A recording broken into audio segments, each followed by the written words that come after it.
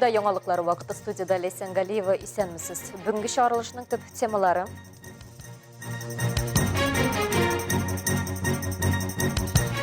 Әлмәт яшьләре халыкара нефть һәм газ форумында катнаша. Ознакай районында ишегалларын тизекләндерү дәүләт программасы тулы куәтенә башкарыла. Автоледи бәйгесе узды. Казанга кем барачак? Бу һәм башка темалар хакында бүгенге чыгарылышта. 11 июльдән 17-сенә кадәр Әлмәттә 4-нче халыкара нефть һәм газ яшьләр форумы уза. Ул Россия ягулык энергетика комплексының 2050 елга кадәрге технологик лидерлыгын булдыру һәм үстерү буенча яшь белгечләрнең инициативаларын җыю урынына булып тора. Халыкара командаларының иң яхшы тәкъдимнәре һәм проект идеяләре финанс һәм ментор ярдәмнәрен алачак. 4-нче халыкара нефть һәм газ яшьләр форумы уникаль мәгариф мәйданчыгы. Ул Россия һәм якын чит илләр һәм Россия ягулык энергетик комплексы алдында торучы актуаль мәсьәләләрне шишу өчен сәләтле яшьләрнең прогрессив командасын ачыклау һәм үстерүне максат итә. Я впервые приехал в Татарстан, и я удивился уровню гостеприимства, как нас тут встретили. Нас тут кормят каждые 2 часа. И я могу посмотреть на свою реакцию, могу посмотреть на реакцию своих коллег, могу сказать, что мы абсолютно счастливы. Мы благодарим организаторов за удивительную возможность нас всех тут собрать и решать новый интересный кейс.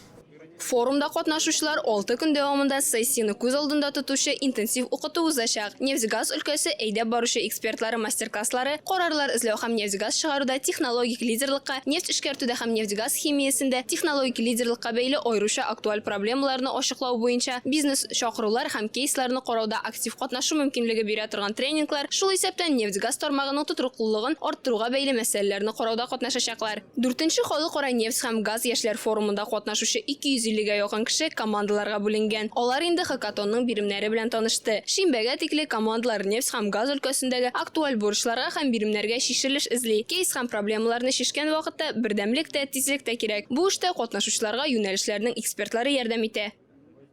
Бу чаралар әлбәттә кирәк.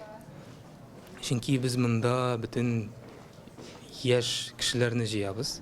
Студентлар, безнең компаниядә эшләүче специалистлар, төрле университетлардан килгән укытучылар да бар, аспирантлар. Алар бергәләшеп инде бездән аларга биргән сорауларны, җавапларын табалар.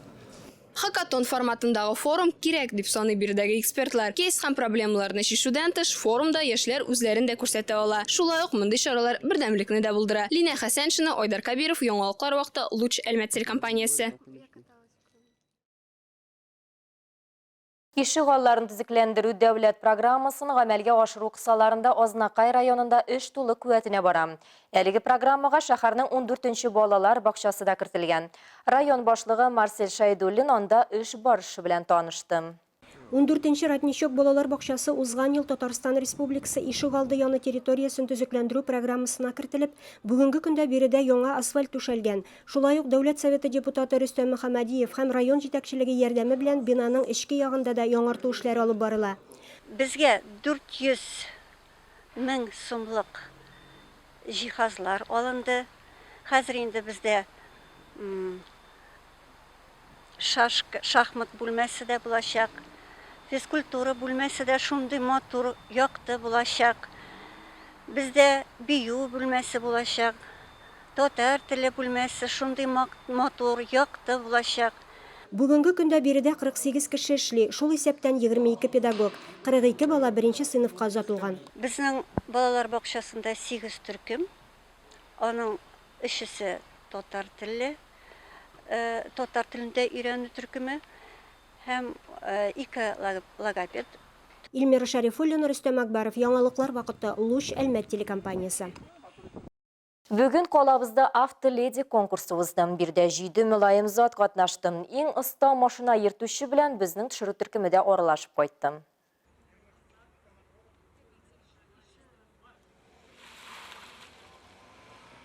Мондый чараларның максаты юл транспорт хәрәкәтләрен кисәтү һәм юл хәрәкәте иминлеген пропагандалау. Әлеге бәйгенең төп көндәшлек факторы барлык таләпләрне минималь вакыт эчендә төгәл үтәү. Һәр хата өчен гомуми вакытка 10 секунд өстәлә.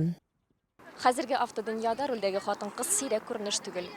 Галимнәрдә машина хәрәкәтләренә эләгүче хатын-кызлар сирәгрәк, 5 тапкыр сирәгрәк эләгүне исбатлаган.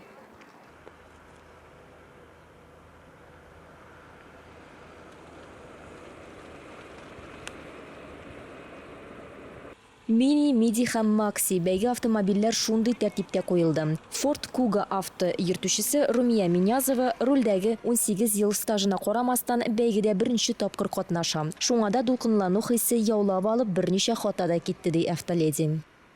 Полигонда хаталар ясадым. Киләсе елга әзерләнеп килермен. Урыннар алырга, яхшы урыннар алырга. Бик ошады конкурслар.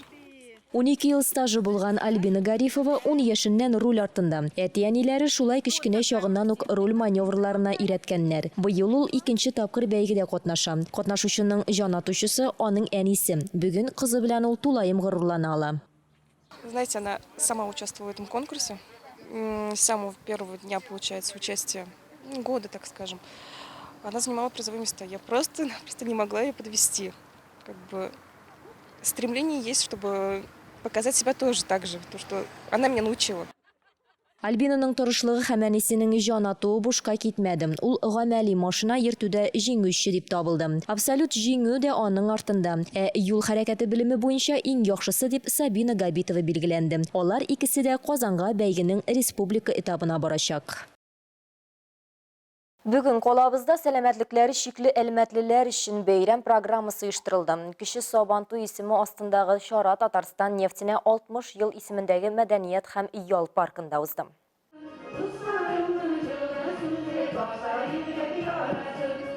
Чарада уен һәм ярыш мәйданчыклары, ГТО нормаларын тапшыруларны бүләкләү тантанасы һәм концерт программасы оештырылды.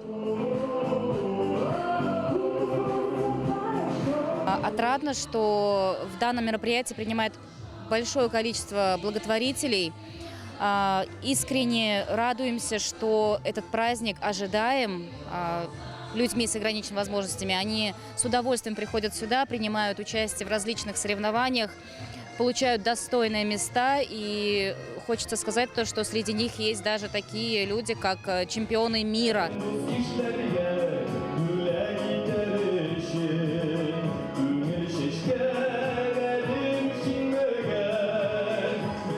Концертта шәһәр һәм район артистлары, Нефтче мәдәният сарае, Әлмәт милли мәдәни үзәге һәм сәламәтлекләре мөмкинлекләре шикләнгән кешеләр чыгыш ясады. Традицион чара инде 15 елдан артык оештырыла һәм һәр тапкырында күңелле кунакларны җыя. Очень интересные мероприятия. Вот сейчас тоже поучаствовал в некоторых мероприятиях.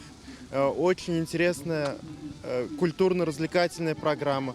Очень довольны. Вот погода тоже нам благотворит данному мероприятию. Так что все прошло на высоте. Спасибо всем большое. Быел концерт һәм ярыш өлешендә 200-дән артык кеше катнашты. Алар арасында спорт белән шөгыльләнүчеләр дә шактый булды. Здесь представлены и шашки, и шахматы, и боча, и гонки на колясках, и другие активности. По каждой дисциплине есть свой тренер. И затем вот в конце нашего мероприятия мы вручим призы. Между этими моментами Радифа Нугманова, Ринас Валиев, Рафаэль Сафин, яңалыклар вакыты, Луч, Әлмәт телекомпаниясе. Әлмәттә мөмкинлекләре шикле һәм инвалид авторлар арасында шулай ук ел сайын үткәрелә торган иҗади фестивальнең финалы да узды. Спасибо вам, рәхмәт сезгә. Конкурсында бөтен илдән җыелган шигырьләр, проза һәм җырлар авторлары катнашты. Они сильнее морально, умеют дорожить каждым мгновением, раскрывать в себе необыкновенные способности. Именно таким и был Евгений Федоров. Иҗади фестиваль 2нче ел рәттән Әлмәт язучысы Евгений Федоров истәлегенә уза. Исән чагында үзе коляскада булса да бик күп кешеләрне бер кайчан да өметсезлеккә бирелмәскә, яшәргә, иҗат итәргә, бу тормышны яратырга рухландырган. Конечно, нам с мамой очень приятно, что вы так глубоко этим вопросом прониклись. Фестивальнең оештыручысы журналист, язучы һәм тәрҗемәче Лилия Загретдинова җитәкчелегендәге инициатив Төркем. Основная идея – дать импульс для творчества людям с особенностями здоровья, вне зависимости от их состояния. У нас здесь участвуют художники, писатели, поэты, люди, которые вырезают потрясающие изделия из дерева.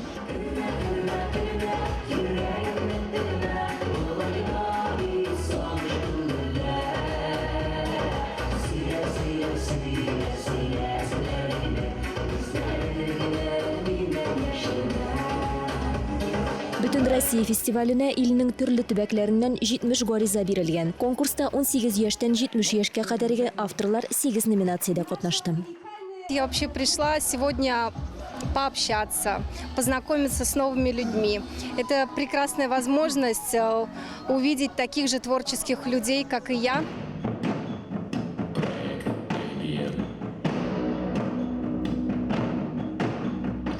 Мондый чаралар сәламәтлек мөмкинлекләре чикләнгән кешеләргә социализацияләнергә генә түгел, шәхес буларак үзләрен күрсәтергә, үзенең иҗаты һәм чын мәгънәсендә шиксез сәләтләр турында белдерергә мөмкинлек бирә.